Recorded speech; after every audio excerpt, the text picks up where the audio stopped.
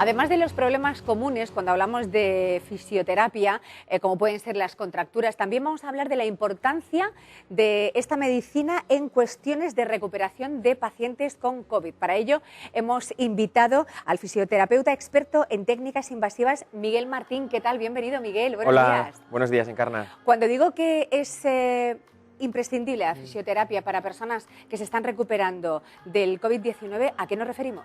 Sí, correcto. A ver, cuando empezó este problema, esta enfermedad tampoco sabían el alcance que podía tener, incluso a nivel estructural del pulmón, y según fueron pasando los días, la gente en la UCI, vieron que realmente si se hacía un buen tratamiento de fisioterapia, sobre todo con movilizaciones del paciente en UCI y luego en planta, cuando el paciente ya está recuperándose, hay bastante evidencia que respalda que el tratamiento con fisioterapia pues minimiza mucho lo que es luego los efectos secundarios que pueda tener esta patología a nivel de pulmón y a nivel estructural, sobre todo. Porque conocemos poco esos efectos secundarios que nos deja el COVID-19. ¿Qué podríamos destacar para que la gente que afortunadamente no lo ha pasado y no quiere pasarlo, lo sepa? Quizá lo más importante, así a destacar, un paciente que haya pasado el COVID,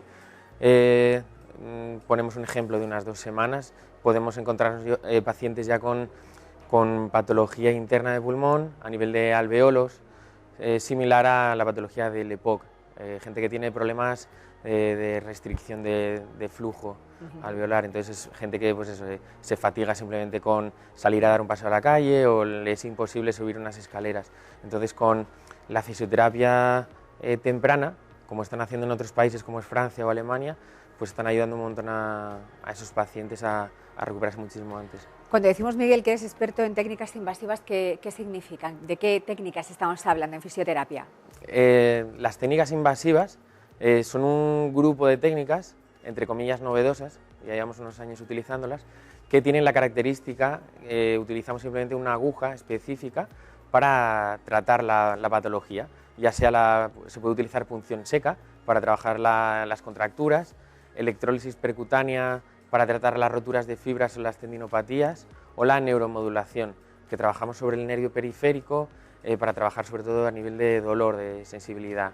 Y la verdad que bueno, se ha abierto un mundo ahí porque es impresionante los cambios que se producen en el paciente y la mejoría que se produce y la verdad que estamos muy contentos utilizando estas técnicas. Lo más común, imagino, en una clínica de fisioterapia que sean las contracturas. Pero ¿qué son exactamente las contracturas? Bueno, todos tenemos contracturas, pero ¿qué son y qué producen las contracturas?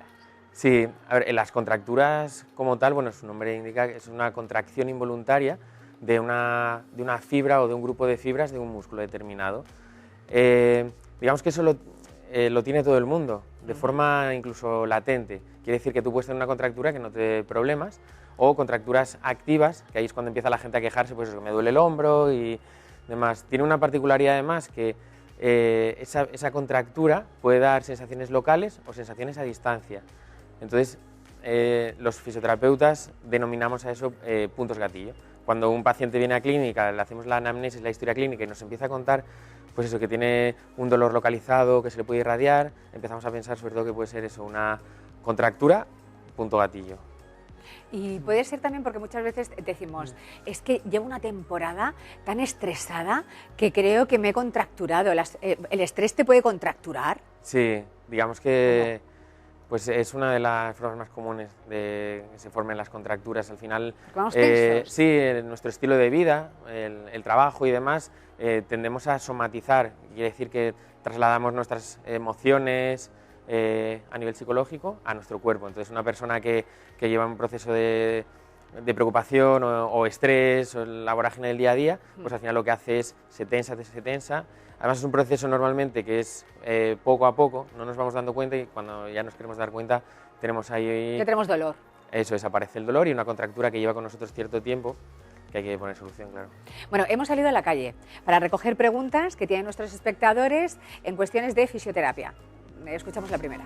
Mi pregunta es que cada cuánto es recomendable ir al fisio.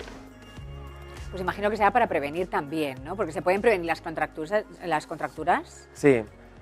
Bueno, la forma más eficaz de prevenir una contractura es modificar un poquito nuestro estilo de vida, o sea, pues intentar realizar un ejercicio moderado, estiramientos, cuidarnos un poquito la dieta, que también influye, pero cuando ya hay una patología, por así decirlo, cuando la gente viene a mi consulta y me dice, ¿cada cuánto tengo que venir? Pues es que cambia muchísimo de paciente a paciente, hay que estudiar cada caso y demás. Yo, por ejemplo, en nuestro centro no somos partidarios de citar periódicamente a pacientes si de base no tienen patología o riesgo de padecerla. Otra cosa es, por ejemplo, si es un deportista, por ejemplo, sí que puede tener un mantenimiento, digamos, una serie de tratamientos preventivos, pero la población en general, yo creo que desde mi punto de vista la fisioterapia no está como si fuera el taller que tienes que ir cada cierto tiempo, si no hay un problema. Si hay un problema, base. vamos, y si no hay un problema, vamos a llevar un estilo de vida sano y saludable, que eso evitará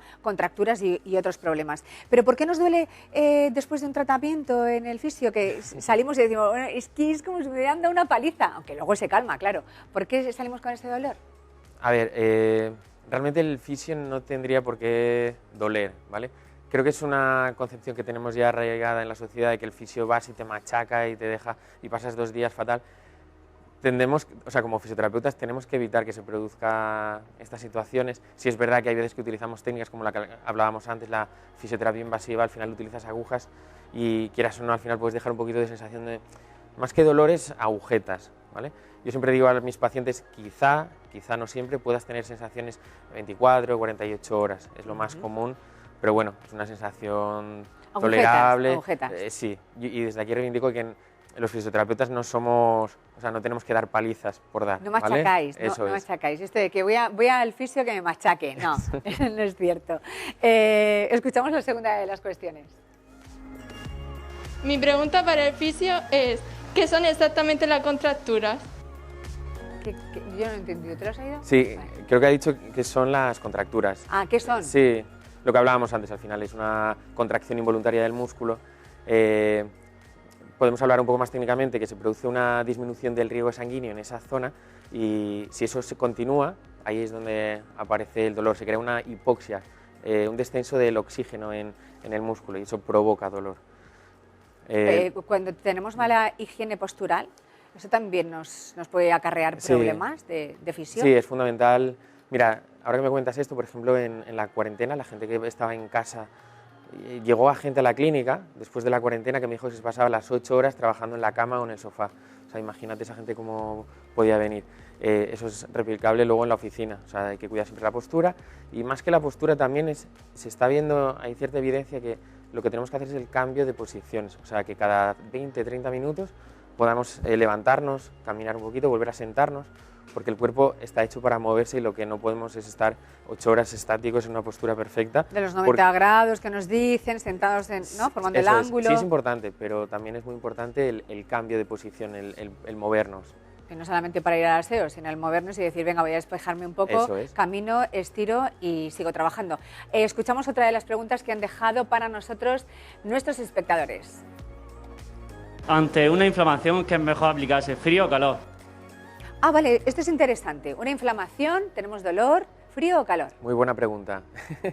Nos la hacen mucho. A ver, digamos que hay que entender que la inflamación es un proceso natural del cuerpo. O sea, si te tuerces un tobillo y se inflama, ¿vale? Eso bueno, tiene un objetivo que es la protección, que no muevas esa articulación y luego esa inflamación lo que tienes son células, por así decirlo, reparadoras. Se van a encargar luego de transformar los tejidos dañados en nuevos tejidos. Entonces, como fisioterapeuta lo que recomiendo es que sí se puede utilizar frío, siempre frío, las primeras 24-48 horas, pero para manejar el dolor. A partir de ahí, casi que es mejor que se vea un poquito inflamada la zona, no nos tenemos que asustar, ¿vale? La inflamación hay veces que no se correlaciona con dolor y es necesario además que la articulación o el edema esté ahí, porque eso nos va a servir luego para que ese tejido que se cree sea de calidad. Eso hay que cambiar un poquito el concepto. Si una mujer está embarazada, ¿puede ir al fisio? Sí, puede y es recomendable, ya no solo para tratar las patologías derivadas de lo que es el embarazo, la típica lumbalgia o la ciática que les da a veces a las embarazadas, sí, sino también un poquito para el tema de preparto, para preparar al al parto. Por ¿Y ejemplo, cómo prepara el parto un fisioterapeuta? Pues hay una variante, por así decirlo, de la fisioterapia, que es el fisioterapia preparto y posparto, que se dedica a trabajar sobre todo el tema del suelo pélvico, ¿vale? A que la mujer esté, pues que tenga, o sea, pueda dilatar mejor, trabaje muy bien las contracciones, en la faja abdominal. Es un tema muy interesante que también quizá no sea tan conocido, pero es una rama bastante importante y que luego quita muchas complicaciones a la hora del momento del parto. El tema del chasquido de las articulaciones, que a mucha gente le pasa, o cuando caminan, que se le oye ahí el clac, clac, Sí. clac. ¿Esto qué significa? Bueno, el chasquido, lo habrás escuchado muchas veces que te han dicho, no te crujas los dedos, porque piensan que es malo. Bueno, decir que no es malo, ¿vale? Es también algo normal. Y lo que se produce es en las articulaciones tenemos líquido sinovial, es el líquido que recubre las articulaciones y lubrica la articulación. Bueno, pues dentro de ese líquido hay gases, burbujitas, por así decirlo, ¿vale? Entonces, cuando tú haces un movimiento forzado de esa articulación, una manipulación osteopática o simplemente al andar notas un crujido, se libera ese gas, ¿vale?